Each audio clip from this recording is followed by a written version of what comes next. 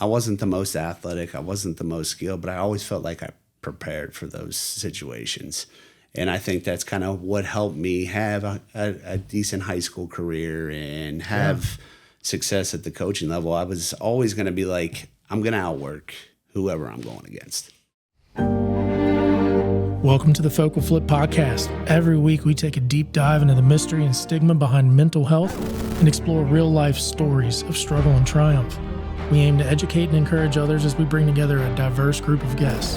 From the streets to sanctuaries, classrooms to boardrooms, mental health does not discriminate, and neither do we.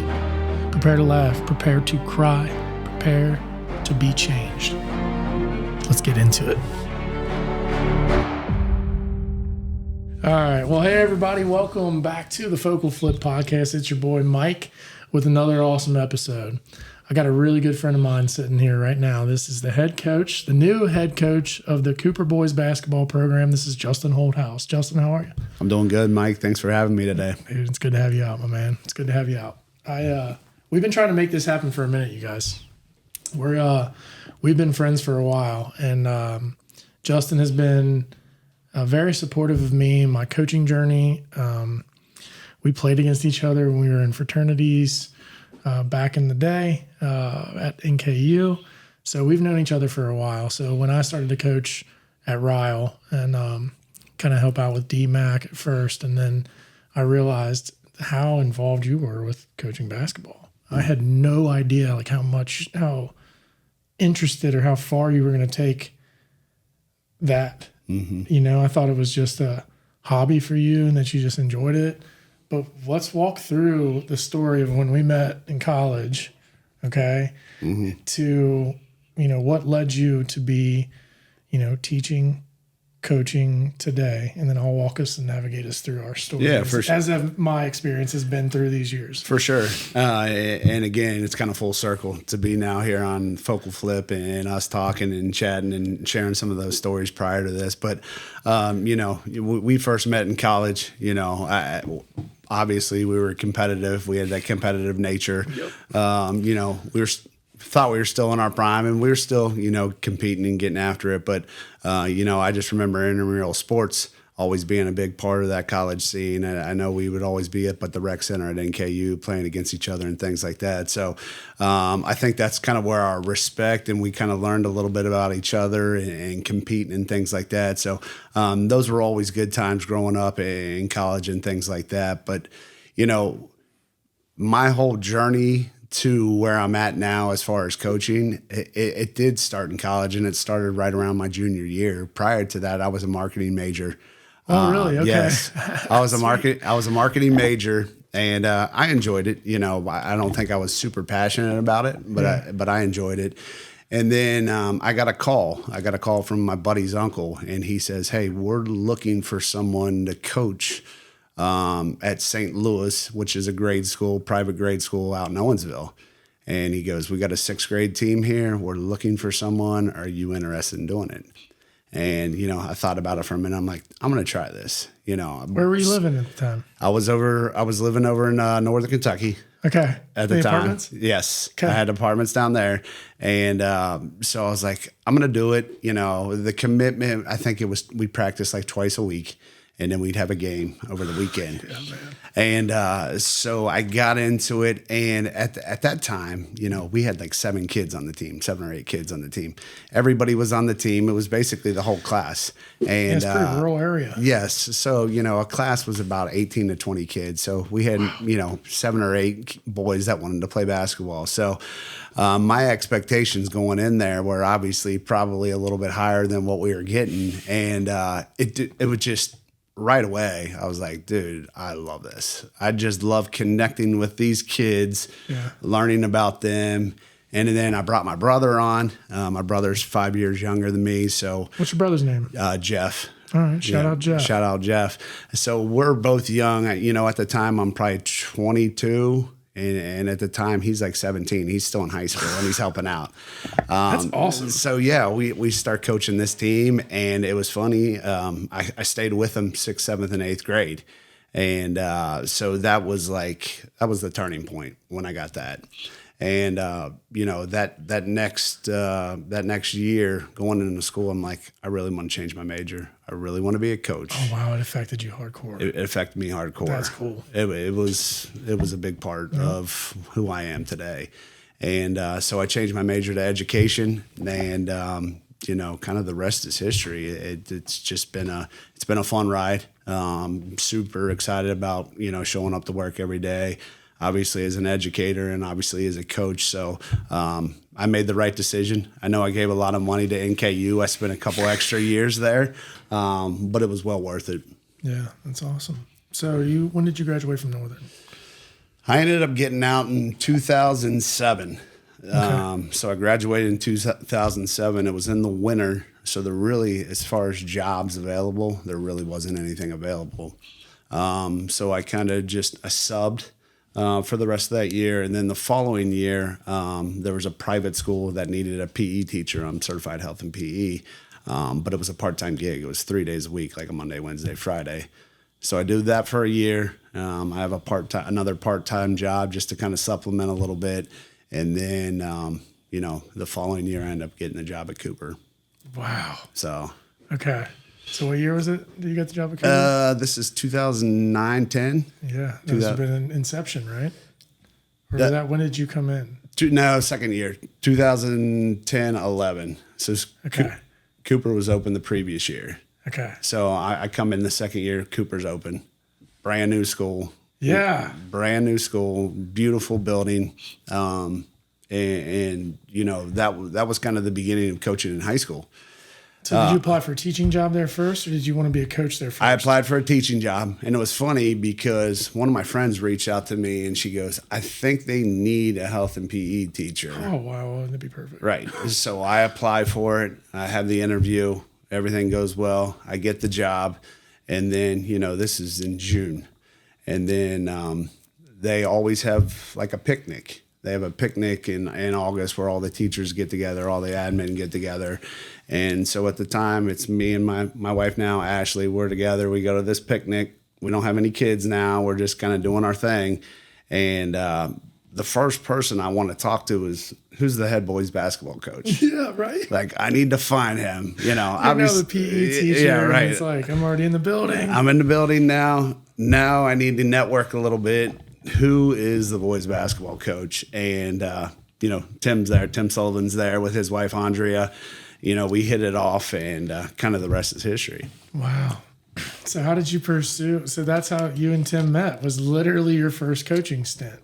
It really was. We talk, and I'm talking to Tim, and this is going to be my first time teaching like full time. Yeah. So, I feel like I'm adept and I'm prepared for it, but also like I've done this coaching at the middle school now for a few years. I want to continue this journey. So me and Tim hit it off. I said, you don't owe me anything, but if you need help, I will be there. And, the guy that Tim is just a great person. He's like, we'll be in contact, And so it was really cool that first year. I get my feet wet as a teacher. And then I get on staff with Tim as a varsity assistant. At the time we had a really good staff. We had Ricky Tyler and then Brett Blevins. And I know Blevins. Yeah, for sure. Yeah. So, the year previous, the inception of the school, they're trying to find their way. And then I get on the second year and we just keep trying to grind and try to build that program. Golly, you really were in there for a while. So it was neat, and I stayed on staff, whether it was varsity assistant or a freshman. I was a freshman coach for 1 year, and then I was the JV head coach for 5 or 6 years. Yeah. And that's kind of how we got reconnected. Yep, I'm chiming in on this. Out on the hardwood floor. So, those first 11 years, I was on the boys' side, just kind of grinding through there and helping build, and a lot of success on that side, a lot of really good people, and it was a lot of fun. A lot of success. Yeah. Yeah, I mean, absolutely. You guys are a start on everybody's schedule there for quite a while. So when D-Mac and I were talking, and I was going to come out there just to help with shooting, because a lot of the players they're having great practices, but they couldn't put together anything in a game, like under the lights. So I'd go out there trying to learn, navigate some, and then, D-Mac leaves, and Belcher comes along, and then he contacts me, and we get talking, and then he's like, yeah, you want to be, coaching freshmen. And then I become JV head coach, and I'm like, I didn't have a clue what I was doing, y'all. Like I know the game so well. All I want to do is coach. Put me in the game so I can do strategy. X's and O's. I love it. I eat it up. Man, I wasn't prepared, like, for the lack of everything you get at the JV level. It's varsity ran practice the whole time. When you get to JV games, it's there's not really any scouting. I mean, I'm anal as a person. I got to be prepared. I like to know what I'm getting into beforehand. So I always want to try to find a competitive advantage if I can get it. But I also needed to gain some experience. I didn't really know a lot of people. And I didn't know who to talk to as far as JV head coaches. And this is where I've told you guys in my previous episodes where this little core group of JV coaches rose out of the ashes for me. Right. It really was, man. And it was you, Souter, Ryan Curtis, Ross Hart. Could just keep going. Right. Just exceptional JV coaches. And what we would do is, like, we would share books. So you would get like a page of the book to show you from their previous game or whatever against whoever you were playing against. So if I was playing against, Beechwood, and I talked to Holthaus, like, hey, how's that JV team look? How'd you guys do? Do you mind if I get your book? And we would share books so that way we can see, based on the numbers, who the scorers were. Right.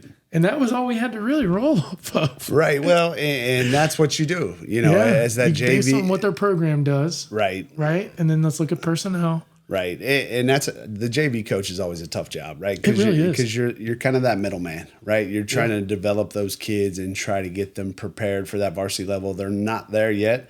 And then when they do get there, usually the head coach is like, hey, he's doing pretty good. We need to pull him up full time. We got to scoop him up. We'll take him. Yes, for sure. So, as competitors, like we were talking about earlier, you're always trying to find that competitive advantage. And to have that little network of coaches that were, they didn't have to share it. They didn't have to. That was the coolest part. They didn't have to share it. They could have kept it and be like, nah, this is mine. But that was the cool thing. And I think that's the cool thing about Northern Kentucky and coaching in general. Yeah. Everybody's out there and everybody's trying to compete and everybody's trying to win. But, if you need assistance, you need help, people are going to step up and they're going to help out.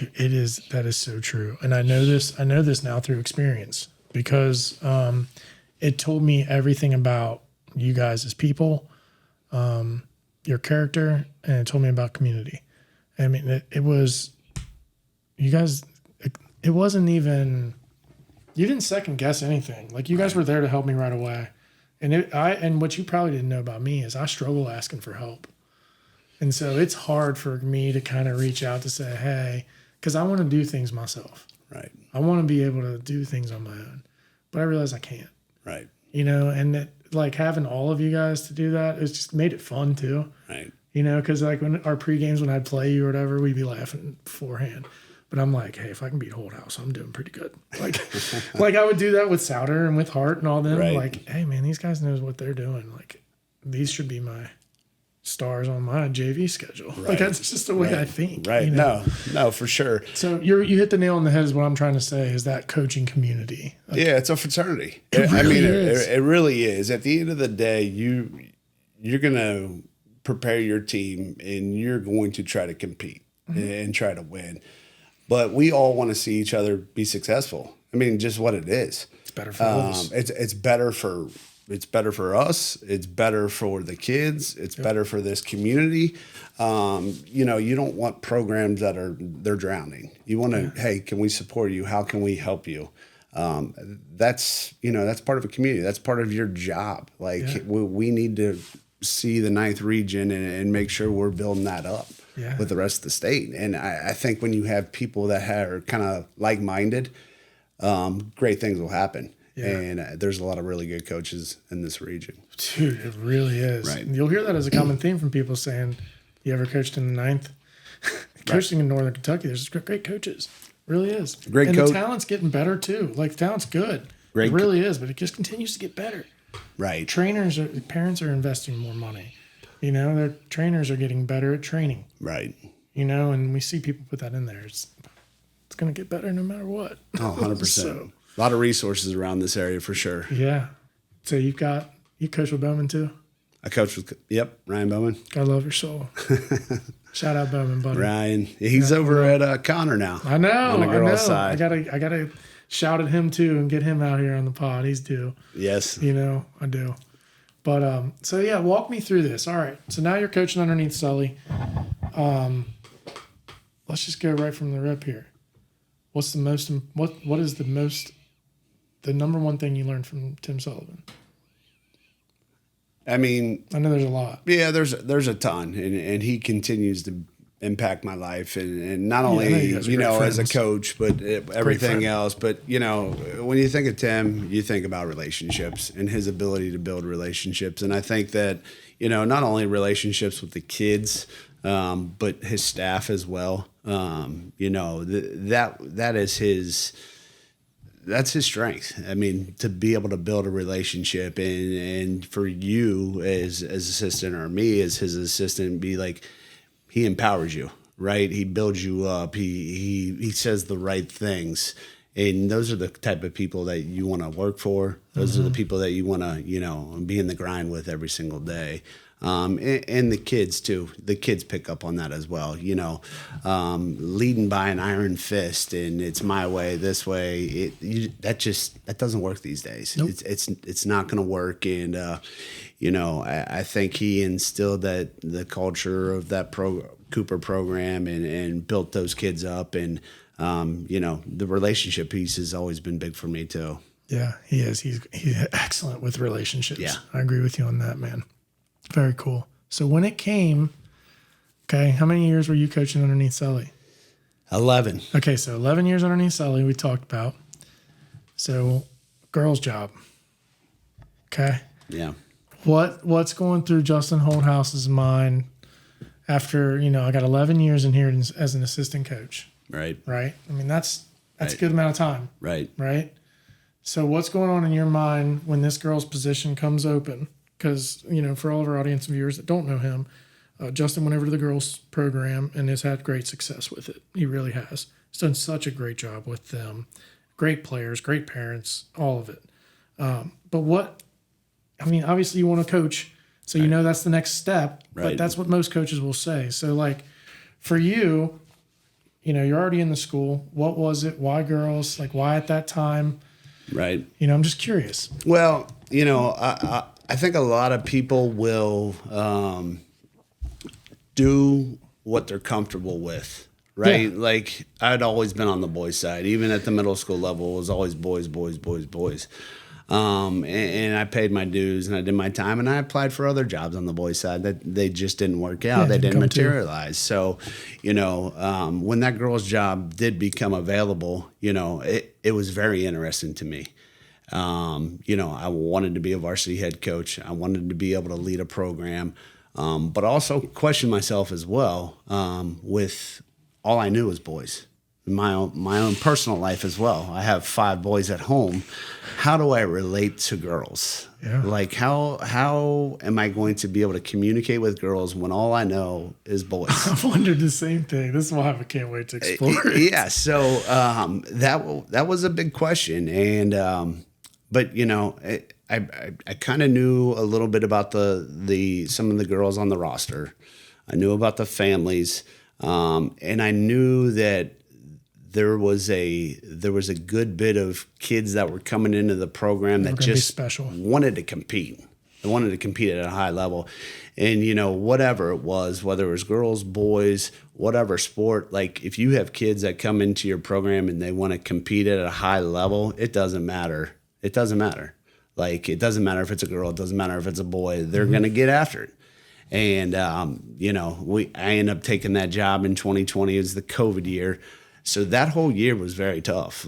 I'm trying to be able to relate with girls, and I can't see them. So that year, we did so many Zoom meetings. And that was your first year, was the COVID year? COVID year. For some reason, I thought it was the year before. No, it was the COVID year. So that year, in Boone County, they kind of shut everything down, and we could have I think 2 open gyms before tryouts. It was something crazy, 2 or 4 open gyms. So we got a little bit of that open gym time, but a lot of it was just virtual meetings. And I would talk, and they probably thought I was crazy. Like, what is this guy doing? But this is my first time coaching varsity. This is my first time coaching girls. How am I going to kind of get this competitive advantage? How am I going to learn about these kids when I can't see them? And that's what we did. That's so smart. And I got to know a lot about them just through these virtual meetings. Like, so you would just set up Zoom team meetings. We would set up Zoom team meetings, and I'm a very agenda driven. Like, preparation's huge for me. So I had this process of like, these are the things that we need to talk about. These are the things that we need to focus. What are some of our goals this year? What do we want to be known by? Those type of things to kind of set everything forward. And it just kind of took off. And, it kind of the rest is history on that. That's pretty cool. That makes it I actually think that's really unique. It was. Because you actually are getting that kind of intimate one-on-one time where you get to develop the relationships, even though it's Zoom, but there's nobody else in those rooms. It's just your team. It was just us. And coaches. I would be like, hey. No distractions really outside of that either. You can just be there. Yeah, it's just us, and we're just having open dialogue conversations. And, they gave so much feedback, and I'm like, whenever we get to be official and start being together all the time, I was like, we're already kind of there. That's cool. So we didn't go into day one where like nobody knows each other. We're trying to figure out who this girl is. We knew each other behind a screen. Yeah, I like that. I do that same stuff. It was preparation is everything, buddy. It really is, and I maybe spend too much time in preparation, and it takes away from maybe some other things. But it's always been something that I've always done. You mean it takes away too much time, like family stuff, or like? Yeah, there'll be times where like I'll have to compartmentalize and say, hey, I need to step away from this. Mm-hmm. I've spent too much time on this. Yeah. I've watched too much film. Dude, I do the same stuff. I've focused way too much on this. I need to recenter. I need to kind of figure out what's the next step. Like, I need to go over here. I need to be with my wife. I need to be with my kids. I need to have that in my life right now. And but that's kind of how I've been wired. And I even growing up and playing sports, I wasn't the most athletic. I wasn't the most skilled, but I always felt like I prepared for those situations.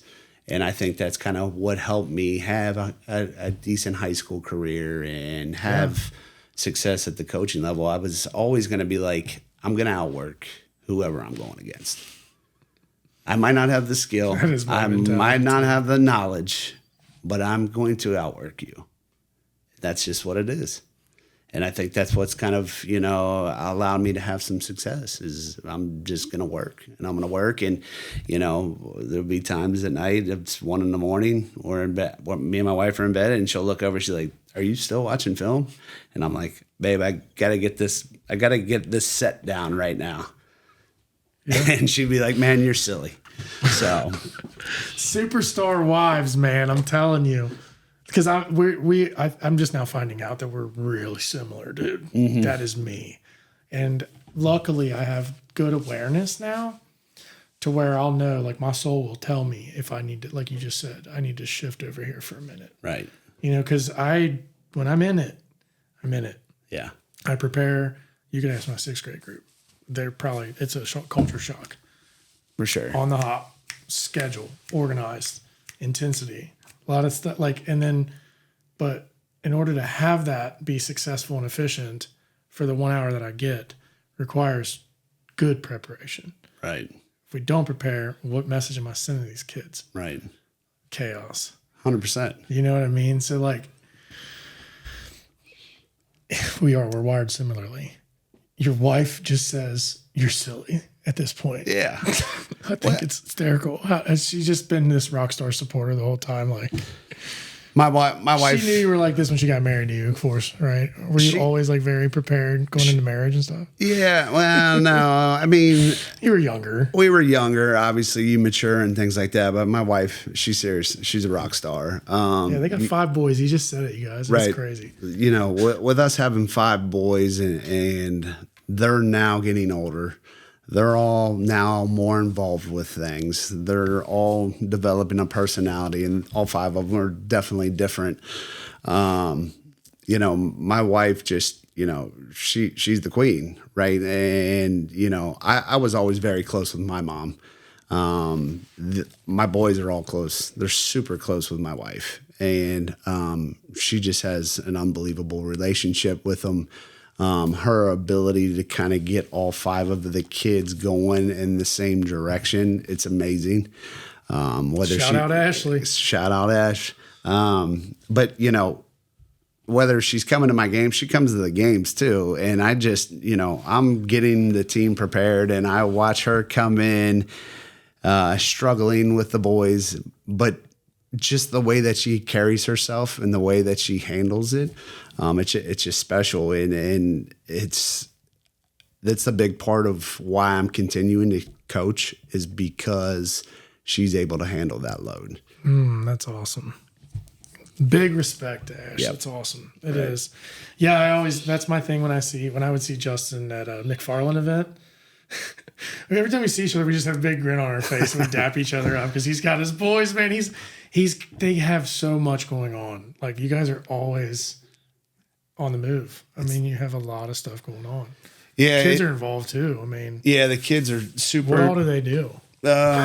So like right now we got 3 playing basketball. Yep. And then we got 1 that's playing football, finishing up tackle football, and then 1 that's wrestling. The 2 younger guys really they're kind of going to the games and stuff like that, right? Yeah, right. They're eating biggie bags in the car and waiting to go from Ballyshannon over to, you know, St. Henry Athletic Complex for another practice. But they get to see it and be part of it as well. But, you know, I think that's why me and Ashley are able to do this, is because we do know we have a lot on our plate, and we're not saying that not other people do, because they do. Everybody's got a lot on their plate. But with us kind of going in full, you know, knowing that we're going to be pretty heavily involved on a Monday and a Tuesday and a Wednesday, we understand that we can kind of coordinate with each other. We can work through these things and try not to take everything too serious. Yeah. You know, don't take it too serious if we forget to turn in some money or, you know. Show yourself some grace. Yeah, and I think that's what you have to do. You have to have a little bit of grace. We're not going to be perfect. We're going to do the best that we can as parents for our children, but, you know, at the end of the day, we're going to do the best that we can. If we do struggle, if we do mess up, we're going to show some grace.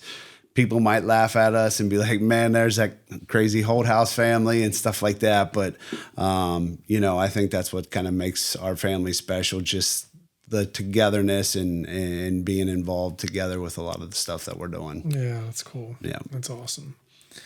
All right, let's go into our next topic here. Well, let's go. We were going into the girls there. So you took that into the girls, walked us through. Well, I know we wanted to, you know, really talk about the difference. Obviously, the difference between girls and boys, because I want to, before we get into that, because we can talk about the difference. But 2020 is when you were the head coach, right? Mm-hmm.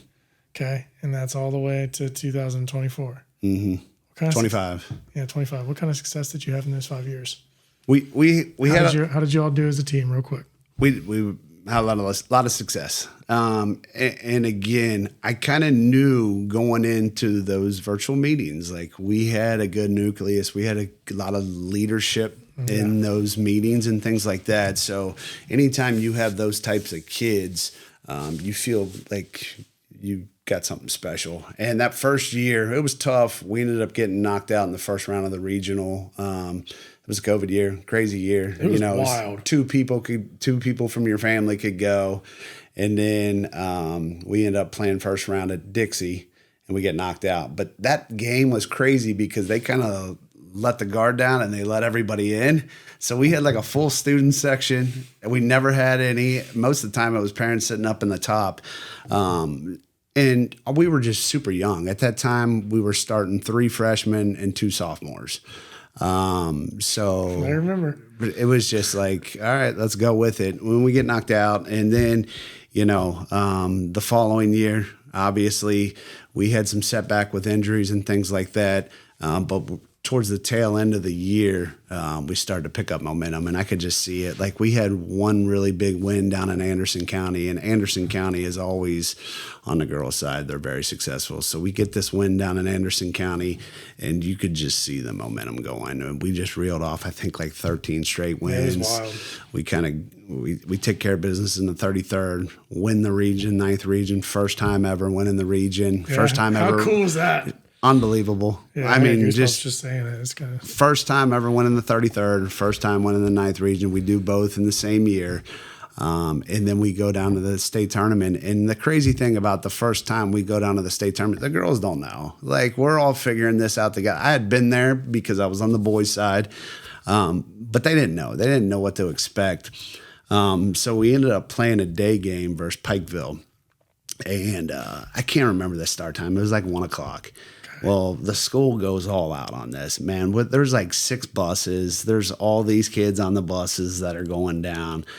We're getting ready for the game, and I just see all these Cooper students just piling in Rupp Arena. They all have these gold jerseys on, and I was like, oh my God, this is beautiful. I mean, this is just, you want to talk about a school with a lot of passion, a lot of love. Mm-hmm. It's Cooper, and to see all those kids pour in, and we end up winning that game. And the following night, we play an evening game, and we end up winning that one, and then we go to the Final Four. We go to the Final Four of the state tournament. Unfortunately, we fought a Sacred Heart, but they ended up winning the state tournament. They won it. Yeah, so a lot of success. And being able to win districts and regions has been very special on that girls' side. To win 4 of them in 4 straight years, very special. But the kids that we had in that program and what they're doing now, not only is in college careers. Playing, we just had a lot of good kids, a lot of good families.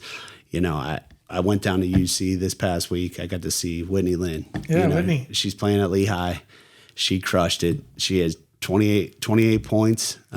She's got a full section. I saw the posts, man. I'm telling you, you keep seeing on the girls' posts from here. It's wild. And so she gets 28. We get to talk to her a little bit because she's never around. She's up at Lehigh, and so to be able to follow that, and then all the other girls that are having success, obviously at the college level, and not only athletes, but the kids that have graduated and they're getting into their careers and things like that. It's fun to watch, man. It is, man. That's so cool. I'm glad. It's just incredible success, man. It's just a neat story, especially the way that it started when you're in COVID and you were like, what a cool story.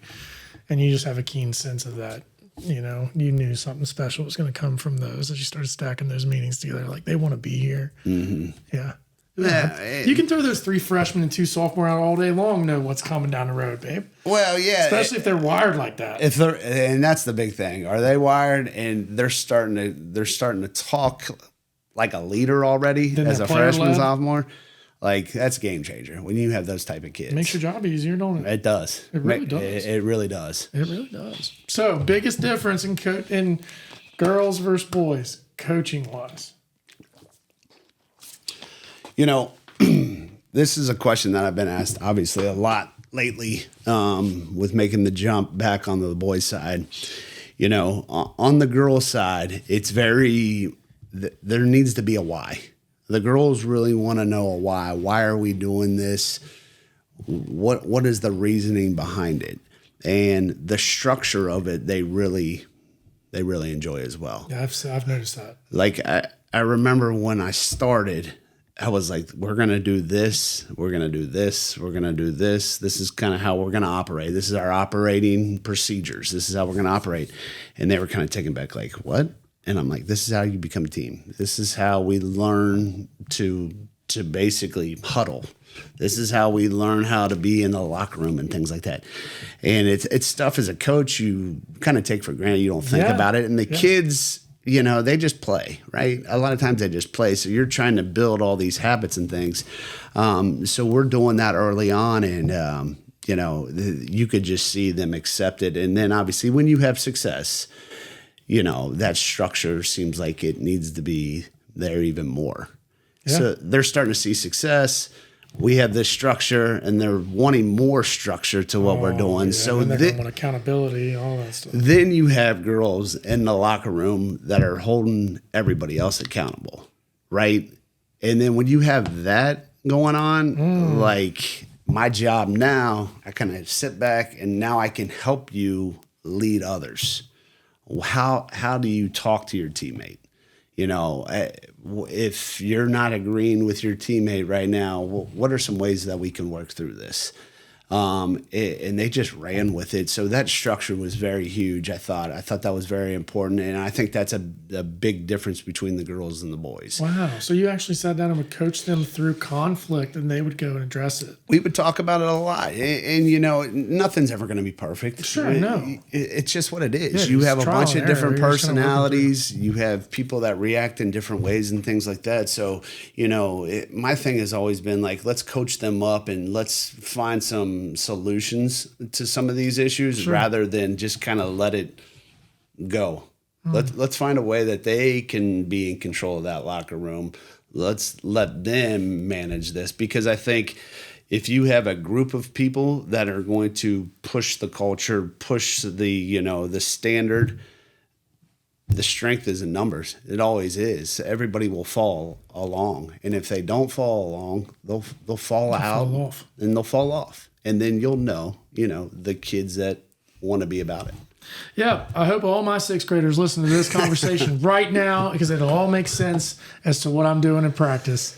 Man, that was great. That was so great. That was really good stuff, man, because it's true. It is. And you brought that so well from girls all the way into just life, because that... And it's in everything. You just broke it down piece by piece for them. And you over-communicated it. They like that. Well, and I think that's what you have to do. You have to be an effective communicator. You have to communicate about the things that are very important to you over and over and over and over. And they always talk about it like you talk till you're blue in the face. And it's because you're passionate about it, and you know, these things work. These are going to get us to that next step. So, you know, and then on the boys' side, it's different. I think they don't necessarily want the why, but they want to know how to do it. Like, I can't get through the screen. How do I get through the screen? Right. Yeah. And they're going to go more off of repetitions. Like, I need to get these reps, and then just that physicality of it. That's what a lot of on the boys' side I've noticed. So more of the shorter circuit board type thing. Yeah. Right. Like, how do they want this, and then they want to go try it, and then see how they respond to it. Yeah, so they don't need to necessarily know the why. They want to know the how, and then they'll see the why. Right. By their performance. Bingo. Makes sense. And I've noticed that quite a bit, on the boys' side. And that was you explained that really well. I've been asking quite a few coaches this, and they do a good job of answering it. That was very well done. Appreciate it. Because that's through my observations too, is that what I've noticed with girls, where I think I would enjoy. I love coaching boys. Love coaching kids in general, but I think with girls, I feel like because I'm so good at explaining why, that it's nice, because then I really only have to teach it once. Yeah. Well, that's the other thing too. And so like, that's what I noticed with them is, you know, when you're in there and you are communicating properly and you're doing it well and they're engaged. Right. Man, I don't have to waste time in rework and reteaching a lot of stuff. They kind of apply it right away, and then you can just rep it. Yes. You know, and that's what I enjoy. So a lot of the times with boys, I would catch myself working with these circuit boards, you know, like inserting again, and it kind of messed the flow up of some things too, because you're having to redirect and instruct so much. And it is with the girls. A lot of times they'll pick it up, and they'll pick it up right away. I know why. It's unique. And sometimes it's fault. It's at a fault. Yeah. Because there'd be times where I would draw plays up, and the girl, I'm like, this is where this ball needs to go. And they would throw it, and there might be a triple team right there, but coach told them that's where that ball needs to go. That's where they're going to put it. Yeah. So, like, with our continuity, the offense and stuff, dude, the girls just picked up on it so quick, and they'd run it over and over and over and over and over. I'm trying to get the ball to go from one side to the other side on the boys before a shot goes up. The girls, I'd be like, hey, somebody needs to shoot the ball. So, hey, we run this offense so when you have a gap, you can take it to put it in that orange hoop. 100%. We have the same struggles all the time. That's cool. Very well said. All right, let's go. I want to shift into this because we've covered a lot of really good stuff. Leadership and motivation, building discipline and unity within a program. We're John Gordon fans. Okay. Right. So one thing I like about Holthaus is he's big into motivational stuff, and inspirational things. He just explained how you have to, really explain the why to the girls. So clearly he understands that. He prepares very well. So tell me about leadership and motivation. We got to share a common interest in John Gordon, so touch on him in a second. But talk about what it is with leadership and motivation that you like. Like, why is it gotten you? Yeah. Leadership. And why John Gordon? What was it? Yeah. We can definitely talk about John Gordon, but just leadership in general. I think there needs to be more leadership, right? We need leadership, but it needs to be structured, good, positive leadership. I think there's a lot of people that want to lead, but a lot of people don't know how to lead.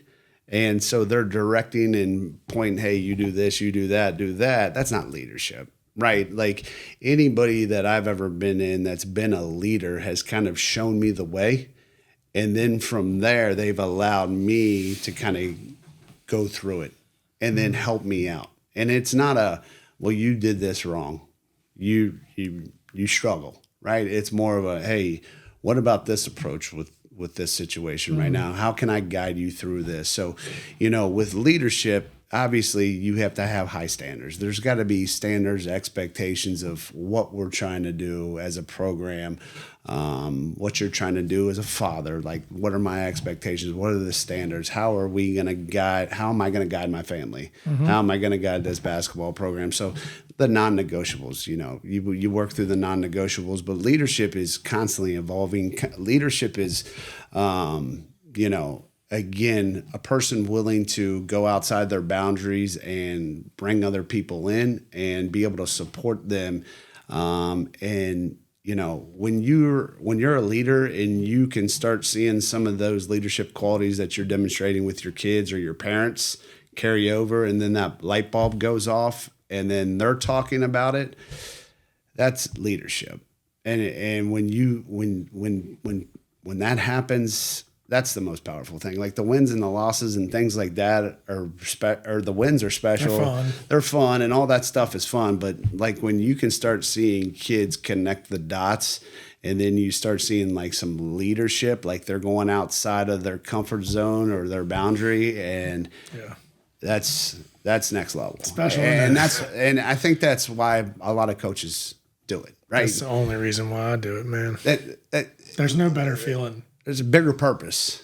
Right? We're older than these kids. We've had those experiences. We know, we made those mistakes when we were 15, 16 years old, right?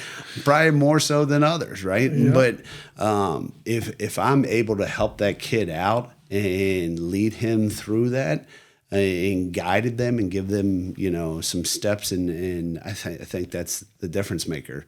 In leadership, and it's tough because, with the Jordan special with the Chicago Bulls, they sat down Jordan, and Jordan talked about his leadership and how he handled it. And, leadership's difficult because when you're leading, you're not always going to make people happy. It's just not what it's going to be. But you also know that as a leader, you're going to do what's best for the good, the greater good. And Jordan kind of talked about like he held people really accountable to the point where like he was probably overboard at times, but he knew what he had to do to get the rest of that group to his level and to be a champion. So leadership's difficult, but with leadership, I think it's one of those things that if you're very comfortable in your own skin and you're doing what's best for the group, even when things don't go right, you can still live with them because deep down you're doing what's best for everyone. Mm-hmm. Yeah, that's what because you're doing it genuinely. It's authentic. There's no greed. Right. There's no there's just not. That's the thing is it's genuinely authentic. I don't want anything in return. We don't really expect anything in return. The return that we get is when they connect them dots. 100%. It's when the epiphany hits and they look at you and smile and you're like, see? Got it. You're figuring it out. Right. Like it's all within you. Right. You're fully capable of all of this. Right. You just got to change the way you think, change the way you look at things sometimes. Right. And then figure out how you're going to move from it. Right. And those connecting the dots, and I think this is the tough thing with society now with social media and things like that. Those dots don't all connect at the same rate for every kid. Right? They're all different. All those dots, they're going to be different. This kid, it's going to connect right away. This other kid, it might be a while, but that's all part of that leadership of like, I got him or her there. I got this kid over here. How do we get these guys together? How can we figure that? How can we connect this dot? Maybe it's number one. We need to find out a way that he can talk to his teammate to get those dots to maybe connect a little bit better. But I think, when I was talking about social media is everybody wants the fame. They want the highlight reel. They want all that. The parents want that. And I get it. Like I want what's best for my kid as well. But you got to also understand rates, the speed of how kids are going to pick stuff up. And are they going to be varsity this year? Maybe. But even if they're not varsity and they're a JV kid or a freshman kid, what are they gaining? They're gaining so much. Tons. Right? I know that there's not going to be, videographer at a JV game, but still your kid's making a huge impact. They're making a huge impact. And that's the tough thing that, I've seemed like I'm noticing more and more over the last 5 to 10 years is everybody wants the highlight reel. Everybody wants to be the top dog. You want to win. They won't want to win right away and kind of bypass the process part of it. The process, right. I want instant gratification. It's the Amazon life, right? I click the button, I get it at my door the next day. Yep. It's different with sports. It's different with school. It's different with everything. Yeah, there's a process to it. I just said the other night I didn't know I was supposed to speak, but I was asked to speak, kind of introduce myself at the parent meeting. And one of the things I said in there too was I genuinely told them why I'm coaching there. And I told them what I've learned through my own journey is that, we have 13 kids on our roster. It's my job and the coach's job to understand each and every single kid on that roster. Okay. Because they all think, work, move differently. Mm-hmm. It's our job to bring that group of 13 collectively together to accomplish a goal. Mm-hmm. Everything that happens in between that is where all the growth happens. Right. Whether you see it or you don't. Just because a kid's riding a bench doesn't mean it's political from a coach. Right. That kid is part of something that is way different. And if they have a good coach, right, you're going to see probably some of the most growth you'll ever see in just a span of a basketball season, even if they don't play and get a clock a lot of minutes. Mm-hmm. If that mentality and that mindset's right, and that there's no toxicity that's bouncing that as a counter to us and what we're teaching, right. Watch what they can accomplish. And then you start stacking those together. Right. That's what's fun about it. It's a constant project. And if you care and you don't have greed, you don't want anything in return but to see them win in life. Right. The wins and games are going to come. Right. It's deeper. Yeah. Right? And if they don't have that success on the court or on the field or whatever, again, that journey that they've went on, those struggles that they've went through, that is going to prepare them down the road for the next test. Character building. The next test. So, you know, that's the thing with culture, leadership. You know, you try to unify everybody. Everybody wants to have a purpose. They want to have a reason, like, what's my purpose for this team? What do I need to do? When you can have that shared unity, that collectiveness, where everybody, maybe you're not the leading scorer, maybe you're 7, 8, or maybe you're at the end of the bench. What are you bringing to the team? Yeah. Right. Like, what are you offering? How are you making others better? And I think that's what we've tried to do wherever I've been at, is like, everybody has a purpose. Everybody has a reason for being on this team. You might not be the scorer. You might not be the logging minutes guy that's getting 25, 28 minutes, but all the other things that you're doing, you're coming to practice every single day. That shows that you're committed, right? You're picking up a younger kid in our program to get them to practice, right? Golly. So you've acknowledged that. Those are the things that we need to acknowledge more. The highlight reels are fun, but those kids are the kids that make your program next level. Yeah. God, you nailed this. You nailed it. It's just, I see it in kids too. I'll know it when we're coaching them, when it needs to be a pick-me-up. Because I think more pick-me-ups and positivity has to happen more often now than ever before. I agree. I'm a realist, so I'm going to tell you the truth and be very real with you, you know, but I'm going to show you all the positive, because the positives outweigh the negatives always. 100%. And people just are so caught up in that negative thing, you know, which it is. Negativity bias is a thing. I saw a Trent Dilfer post on the dot on the paper. Did you see that? I'm going to show you that after the episode. Okay. You're going to love it. Really? Yeah. Yeah.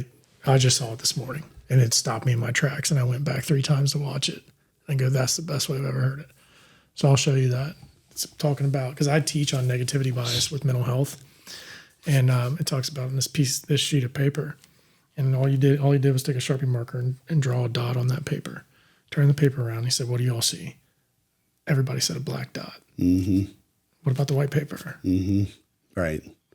So when you look at perspective, and right? the lens, your lens, right? The lens the on how you see everything. You see that, and then you kind of assume onto that.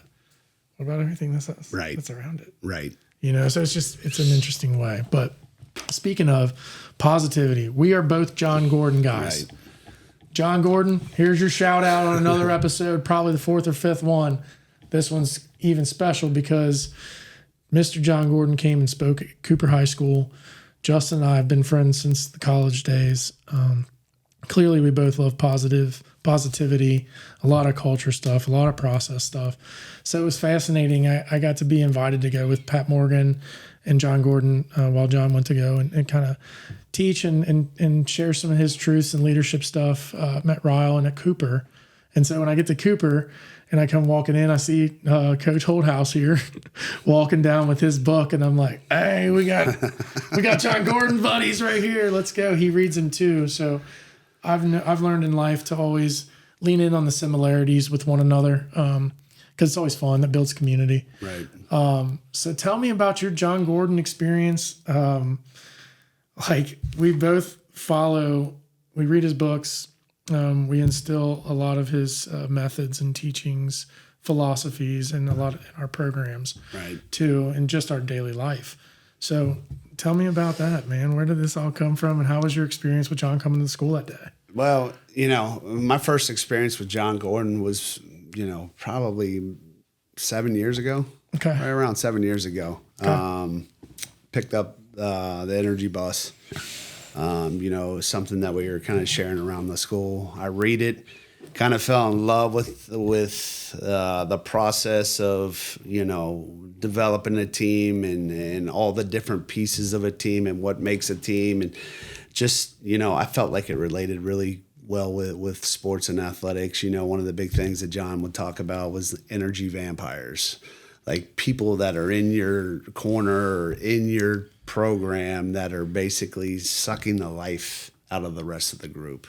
So that was something that, stuck with me early on. Like we talked about it on the girls' side too. Don't be an energy vampire. Be someone that's boosting someone up, giving them confidence. we always talk about being selfless, like think about that person next to you more than yourself. And it's a hard thing to do, but John Gordon really focuses on that, the power of positivity, right? Yep. And when he does focus on that, it's not so much of a fake positivity, like, oh yeah, this, that, and that. It's not that. It's seeing the positivity in everything. Your scenario with the dot with Dilfer, like seeing the positivity of everything that's in front of you, not just focus on the negative, because we're human. We a lot of times fear creeps in.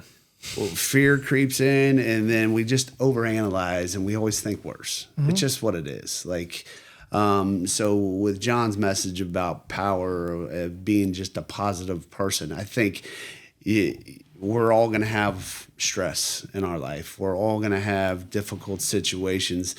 A lot of it is on the way that we handle it, and the mindset in which we handle that. Yeah. It is, this is another obstacle in my life. How am I going to handle this? Am I going to kind of stay by myself and internalize it and struggle with this, or I'm going to be more open and be like, you know what, this is very difficult. But I know some people that have been through these things as well. Maybe they can positively support me and get me through these hard times. The power of that team and that dynamic of that as well. So, he's been super influential to me. And when I kind of got word that he was coming to Cooper, I was like, holy smokes, is this the right John Gordon? Is this the author, of the Energy Bus? And Wilson's like, yep, that's it. This is him. And it was surreal because we talked about it prior. Like, I've just listened to a ton of his podcasts. I've read a bunch of his books, and to see him person to person, face to face, and have a short conversation with him, and the impact that he's made on me as a dad, as a leader at Cooper, there's no words for it. There's no words for it. Yeah. Like he's impacted me that much, and it's a person that I'm pulling up podcasts and YouTube videos on. I don't personally know him, but he's made that big of a change in my life. Yeah, dude, it was the same for me. That was the same for me when I got invited to go to that. I couldn't believe it. It was on my list. He was on my goal for when I started Focal Flip, to have basically to meet him or have him on my podcast within 5 years. And here we were, a year into this thing, a little over a year. And I get to go and watch him speak at one of our local schools. Right. That's pretty cool stuff. That's all I'm about in life is leadership, leaving an impact, and being honest, man. And I feel like the how to of life, if you want to win, is you have to be honest, open-minded, and willing to do the work. Mm-hmm. And that was just kind of unique for me, kind of surreal. So similar thing for you. It's like especially for us that have read his books and you like kind of teach it. Yeah. And then you're like, oh, dude, we got you here. That's so hard to do. I was kind of like a fan, like a groupie. I had my copy. Fanboy. Yeah. I'm over here in the corner. I'm like, I wonder if he's going to come over. How am I going to do this? How am I going to get him to do the autograph? But he when we talked just for briefly a minute or two, he's who I thought he would be. He was genuine. He was very personable. And it was a really cool moment to be able to be there with him and his message and things like that. And it was cool. Good stuff. All right, well, we're going to get ready to wrap up. Well, tell me about, because we really got to explore a lot about the mindset, girls, boys. So mental health stuff, man. We all have our struggles with it. We kind of talked about how girls learn. You seem to have a keen eye and for behavior, a lot of mindset stuff too. So what have you noticed as far as mental health within the schools or within some of your players, and what do you think we can do to better impact our community, support our community in terms of mental health? And like for me and my MO is I want to really like love on people, teach them how to own it and talk about it and show them that everything's capable inside you, no matter what you're labeled as. Right. No matter what you're diagnosed with, you're still capable of greatness. Right. You know? So I'm trying to eliminate this stigma by teaching people that it's actually your superpower. Right. Oh, If for sure. you tap into it, it can be your superpower. You just got to dive in here a little bit deeper. Right. So what do you think? What have you noticed on mental health and as far as in our community, within our youth, and what can we do better? There's just, right now there's just so many different things tugging at kids. We're not any more busy than we've ever been. There's just more out there to get into. Cell phones, one of the big ones. Kids always want to be on a cell phone, kind of identifying with people and saying, hey, I need to look like this. I need to be this type of person. They're living these lavish lives and things like that. So obviously always comparing yourself. But, we talk to the kids and when I was on the girls' side, like your performance and what you do should never be conflicted with your identity as a person. Right. Yep.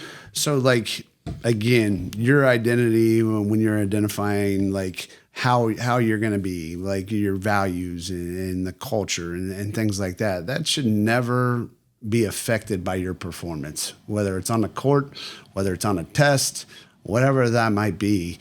You need to be a stand-up person, right? We need to figure out like your identity. It doesn't change. It's unwavering, right? And it doesn't, nothing, don't give any energy to anybody else to take your identity away and change your identity. So, that's one of the things we always talk about the kids with, because they get down on themselves with stats and stuff like that. I'm like, You know what? I get that that's important, but that's not big picture of what we're trying to get you to. It's more of your identity. So, with kids constantly trying to compare themselves to others and you just kind of devaluing themselves of like, hey, I'm not this, I'm not that. Like you're not there. We talked about connecting the dots. Their race looks different than yours right now, and that's quite okay. That's fine. Like your race looks different. There might be a couple more obstacles in the way of your race, but you shouldn't compare yourself to that kid that you feel like you need to get Comparison. to. And I think that's just kind of where we're at a lot. And when we're comparing ourselves, we're never going to fully internalize like, hey, this is me. This is the type of person I am. We're always going to be like, I'm not good enough here. I'm not good enough there. I don't look this way. I don't get these grades. I don't start on the basketball team. And when you do that, you just devalue yourself, right? Mm-hmm. And so how can we as a community, how can we put more value in that? I think it's simple. I think one of the big ones is set time aside. Like let's just have more conversations and let's have more conversations with young people about what's going on in their life. It doesn't need to be big. We don't need to have a crazy conversation. Just, hey, how are you doing? Those types of conversations and let's progress from there. And then when we progress from there, some of those deeper things will probably start to open up. Yeah. But I think a lot of it now is everybody's just kind of so guarded. They're like, hey, I don't want to share. Yeah, very. Right. And then a little defensive with it. And I don't know if that's like they're embarrassed by some of those insecurities. Some of them might be, Maybe some. That could be a part of it. But, opening it up and having that open dialogue with kids, I think is just important because, again, we shared it earlier. Like we've been through a lot. We can help and support you. Now you have to be open as well to kind of understand. That's how we can help you. And be like, hey, they've been through it too. They're giving their 2 cents. Maybe I don't agree with it all, but I'll pick up this part of it and maybe I'll try to add that to my life as well. That's life. That's what we should do. Exactly. Yeah. And it's hard to say that to a 15-year-old kid, right? Really hard. That have all the answers that, they have all kinds of access to a lot of different things. It's hard to have those one-on-one conversations, but just being there and being open and trying to help guide them. I think a lot of times we throw money at stuff, but where are the one-on-one conversations? Where are the small groups? Where can I go to if I'm really struggling? is there a group of people that I can talk to that can help me through these if I'm not strong enough? So, open dialogue, conversation, I think that's got to continue to happen. It's got to happen more at the school.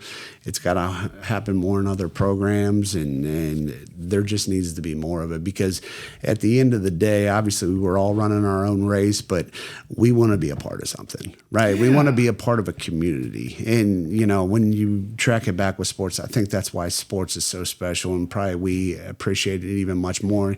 You're part of that community, right? Doesn't matter whether you're the best kid or the bottom. Oh, you're part of that. You're part of that. So that's awesome stuff, Justin. Yep. I'm grateful to have you out, man. Is there anything else we want to end on? This has been a great episode.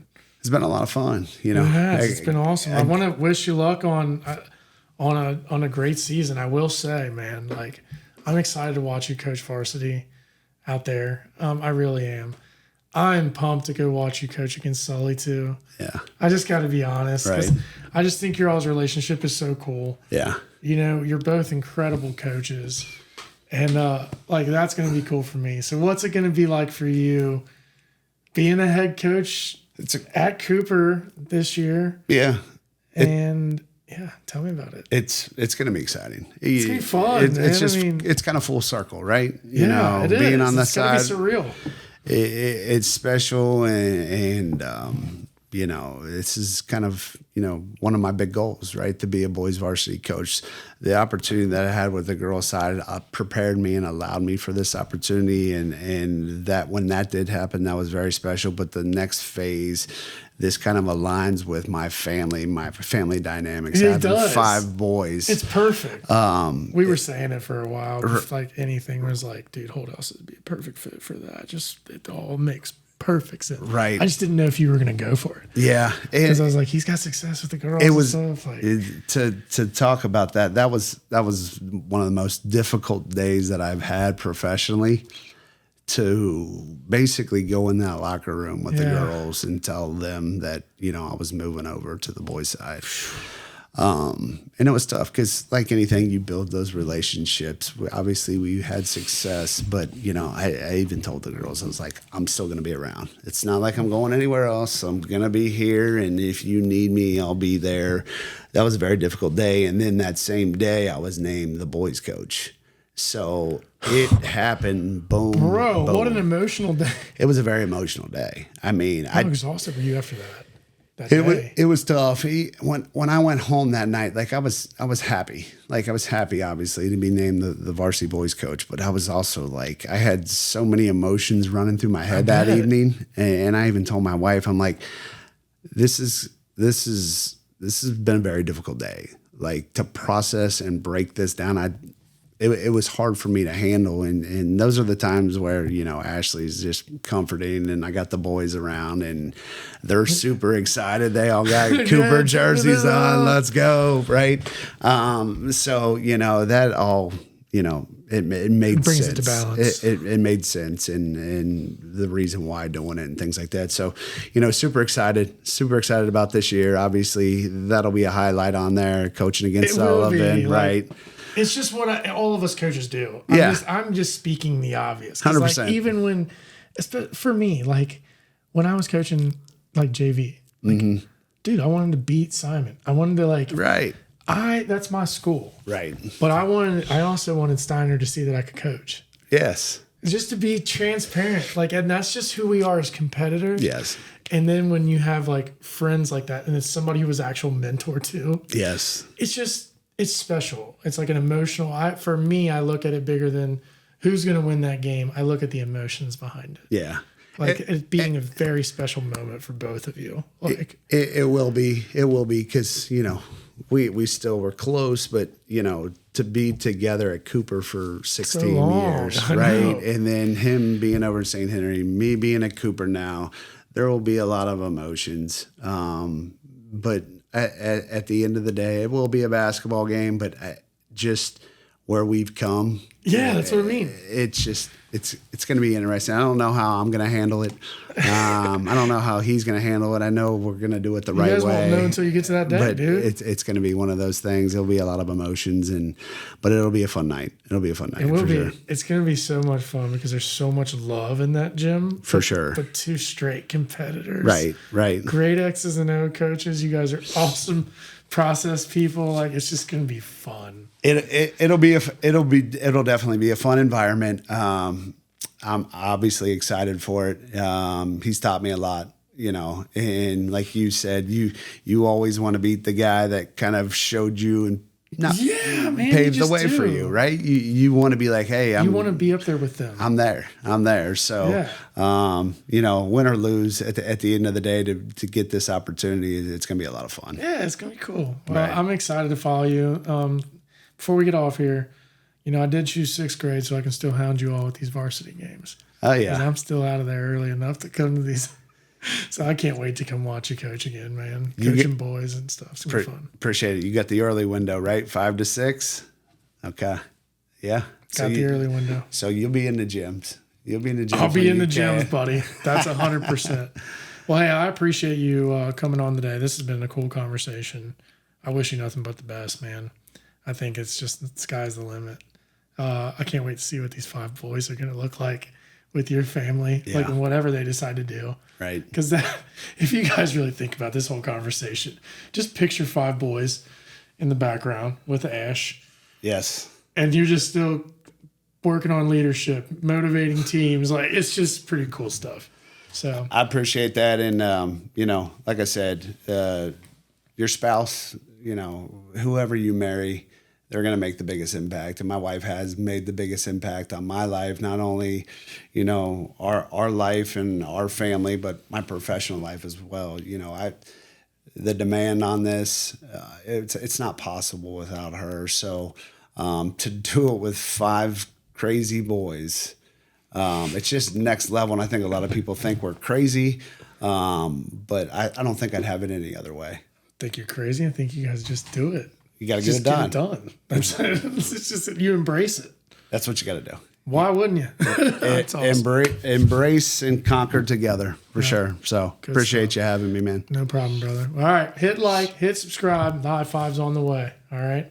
Like, subscribe. Check out focalflip.com. Not sure when we'll drop this episode, but it's going to be dropping soon because we're right in the middle of basketball season now. Let's go. Awesome. Appreciate you, man. So guys, you should like and subscribe and hit that Okay, I can't get it. okay. I'm not used to this. Hey guys, subscribe to my dad's video and just like the bell. Hit that like and subscribe button, hit that bell. And stay tuned. Love y'all. 100%. Love y'all. We're out. I love